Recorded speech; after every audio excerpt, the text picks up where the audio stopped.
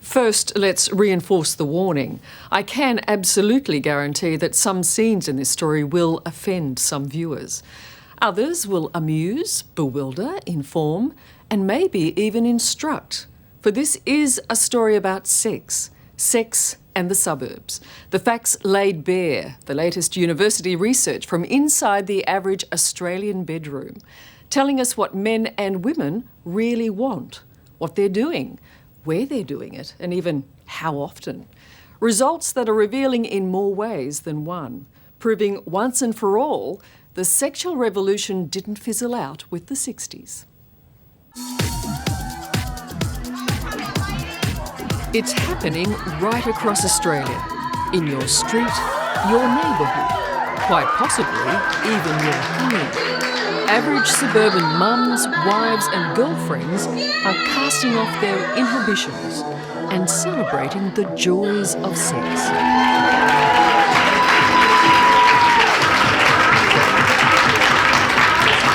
Stand up and turn around and remove your shirt. Mother of two, Penny Young, runs regular striptease classes in Perth, and they're very popular. She says it's because women are now demanding more from their sex lives, and they're willing to experiment like never before.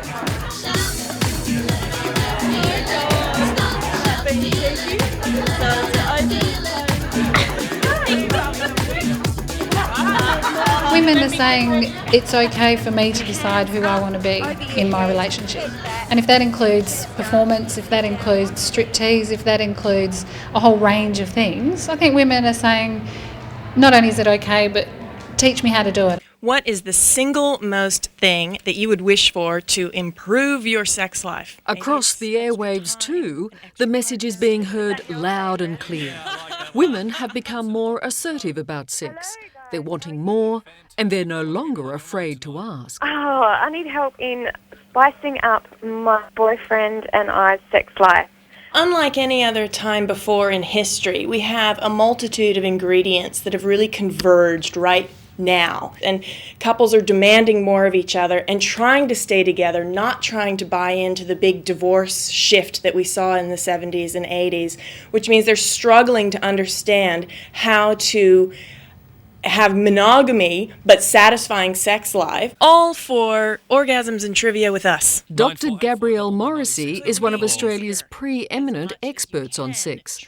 The American-born academic says sex for women is now as much about pleasure as having children. So sex has become a leisure activity. It is, and I think it'll be increasingly a leisure activity. And we're pleasure seekers. We like to do things that feel good. We like to avoid things that feel bad. Sex generally is a pleasurable experience, and we want to enhance that and explore all the different ways we can make it varied and spicy and happy and satisfying.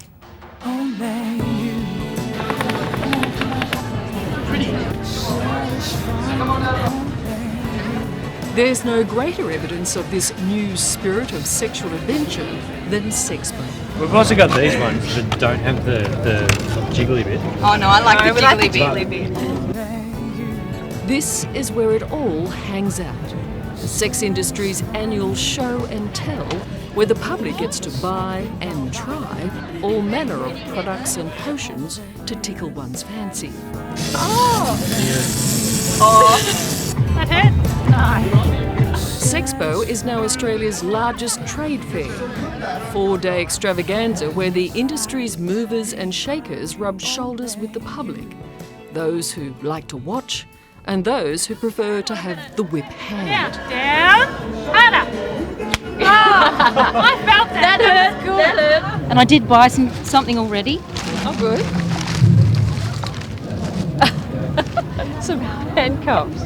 It goes with my coat. I noticed you're looking at some of the more interesting pieces here. I mean, you're happy to explore a lot of things. Yeah. And I think if you've got a good partner and you sort of are very trusting and comfortable with each other, then this stuff is about fun and it's not about fear. And anything that's said or goes on in this room is kept confidential within this room. Dr. Morrissey lectures in sexual issues at Perth's Curtin University. And what she's telling her students is that in this changing sexual landscape, the focus has shifted from men to the women. What's new is that there's a real trend for sexual satisfaction to really be focused on the woman. You know, let's find out everything about how to, pleasure her G-spot, her A-spot, her clitoris, her, breasts, all the different parts that are stimulatable. Look, I have to go back. The A-spot. That's right at the beginning of the alphabet and I've missed it. Where is the A-spot? There's a lot of controversy around the G-spot, whether it exists or doesn't exist, and there's even more around the A-spot. And I'm almost loath to describe it, to get all these men and women out there thinking, oh, let's find it, honey, when not every woman, it seems, has one. But it's higher up than the G-spot, and it's called, I believe, the anterior foramex erogenous zone. I think if you look hard enough, anything's pleasurable. In recent times, no single cultural phenomenon has done more to foster this emphasis on women's pleasure than the television series Sex and the City. In this racy urban tale, it's the girls who are the predators, and the orgasm the ultimate prize. It's like a drug. You wake up in the morning and have sex in the morning. You just go to work and you're in a great mood, you're happy, you're feeling just alive. Office manager Jo Pratt is one of the new breed of sexually assertive women. She was the one who made the first move when she met husband Kevin at a local pub. So you raced this man off to bed? Yes. Sort of, And you didn't mind doing that? I mean, you didn't mind taking the lead? I didn't mind taking the lead. And as the male, you were quite comfortable? Absolutely, yeah. Yeah, no, it was good, yeah. Sex bomb, yeah, you're a sex bomb. But in this new era of female sexual assertiveness, the question has to be asked. How are the boys really holding up? Baby, you can turn me on. Do men feel that there's a greater expectation of them now? Oh, definitely, yeah. That you've got to perform? Yeah. And I sometimes think, when I talk to some people, I think, Jesus, I wouldn't be able to... No, I wouldn't be up to that. Well, what do you mean by... I mean, what are you talking about? Well, just some women, the way that they talk, you'd think you'd have to be like some kind of porn status to be satisfactory or something like that. And we're just normal. You're just a normal man. So... with normal problems and normal, things. There may be greater expectations, but Kevin is prepared to give it his best shot. And for adventurous couples like the Pratts, it's all about variety. Oh, what a shocking break. Is there anything that you wouldn't do? I wouldn't have sex publicly. Some people might do it out. I mean, I've done it in open places. If you go bushwalking or somewhere outside, that's fine. I mean, we've quite often discussed, everyone discusses, I presume, their fantasies. Kevin said that he'd love to go and look at a swingers club. We'd never join in. We'd never do anything. But it's I'm jealous. Besides my personality, I don't know how well that would sit with me. But I like to look. I like to watch, and I like to see what goes on. Would you have ever considered using sex toys? I'd like to have a toolkit. Would you? What would be in your kit? With a belt. Yeah, I like toys. I think toys are an important part, definitely. And it's fun. It's the way to get to know each other's body and it what you like. It takes the pressure off. Yeah. Toys always work. Yeah. I think they're great. Yeah. Power to toys. Oh, I like that. Oh my God. Power indeed. This new sexual revolution may be driven by girl power, but there's a fair amount of battery power involved too. Sorry. Turn it off. We're very highly excitable over here. In Canberra's suburbs, I've been invited to what's discreetly known as an adult party. Don't be too fussed on the colours, girls. If you can see what colour it is, you are doing it wrong. It's a bit like an old-fashioned Tupperware party. Right. With all sorts of handy home helpers. That's lovely. And then... bad, penis! Bad!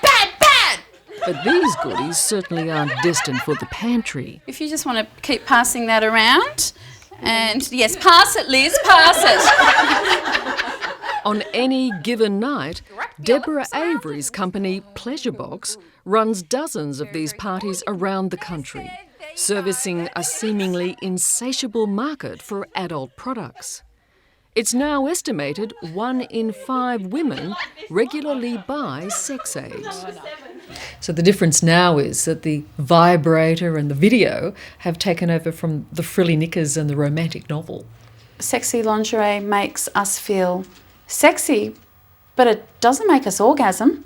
And is that the key? Oh, yes. Yes. That's what we want. That's what we want. We want pleasure. Once upon a time, women would never have asked for a vibrator.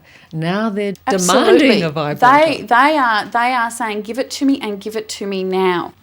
We're probably seeing for the first time sex toys and home videos being used more widely out there in the suburbs. Yes, where technology goes, sex will follow, and it's always been like that. What's new is probably the en masse part of it. This is millions and millions of men and women who want to explore and experiment, and I think part of it really is there's an emphasis on fun and play and pleasure on sex that there wasn't before. So where there's fun, there's toys. So the chances are that if you've got a sex toy, your neighbour probably does too. Absolutely. Your neighbour probably has the newer model.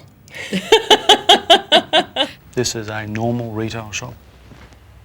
Well, almost. with a few little With extras thrown in. A little bit more fun and frivolity. All this interest in exotic gadgets and gizmos hasn't gone unnoticed at the big end of town. And in a game where size matters, they don't come any bigger than Malcolm Day. Are the majority of people who come through the door women and couples? My guess is probably around 50 to 60% of our customers are females and couples. Malcolm's female-friendly strategy has already paid dividends. His company, Adult Shop, now has a turnover in the tens of millions of dollars, and it's expanded offshore into Germany and the US. So you're on the stock exchange? Yes, we were the first adult company to be listed here on the Australian Stock Exchange. So mums and dads have shares in your business? They certainly do, certainly do. But Adult Shop's success is a team effort, and some of the credit for his company's success must go to Malcolm's girlfriend, former Penthouse pet Bree Maddox. After all, it is Bree who keeps the CEO on top of what women really want. Are you an example of the new assertive woman? I must be. I mean, are you though? I guess I am. You know, I'm very open about things. I have a fantastic relationship with Mel. We're very open with each other and things like that, which has, made our relationship better and better. And myself, I guess you couldn't really call me a prude. If all this steamy talk is giving you performance anxiety, well, take heart. Because chances are your sex life still measures up. And if you want more sex, well, you're not alone either. 1 in 3 Australians want more sex, according to the latest research by Melbourne's La Trobe University. How often should we be having sex? Woo! Well, you've used the should word, so I don't answer with shoulds. We know from statistics that Australians on average have sex between 1.5 to 2 times a week. Now, before anyone is panicking, that's over a year's time. So people can go through droughts, they can go on holiday and have lots of sex, and it's not about keeping up with the Joneses. But everyone wants more sex. Yes, and especially women. They would love everything to be hunky-dory and having great sex as many nights as they could. And so the quest for sexual fulfillment goes on. In these enlightened times, the possibilities are endless. But good sex still requires one vital ingredient: Really, from women and men, but especially women, I get this notion of connection. That if it was just about orgasm, we'd all only just masturbate, to be frank. It really is about the connection. That's what makes for good sex. It's actually not anything physical. So it's still the connection of yes, the mind. so the toys are fun, but our brain is our most important sexual organ. That's still the case. That's absolutely, I don't think that's changing at all.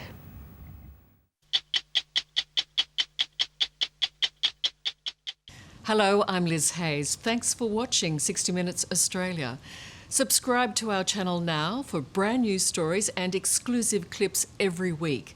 And don't miss out on our extra minute segments and full episodes of 60 Minutes on 9now.com.au and the 9Now app.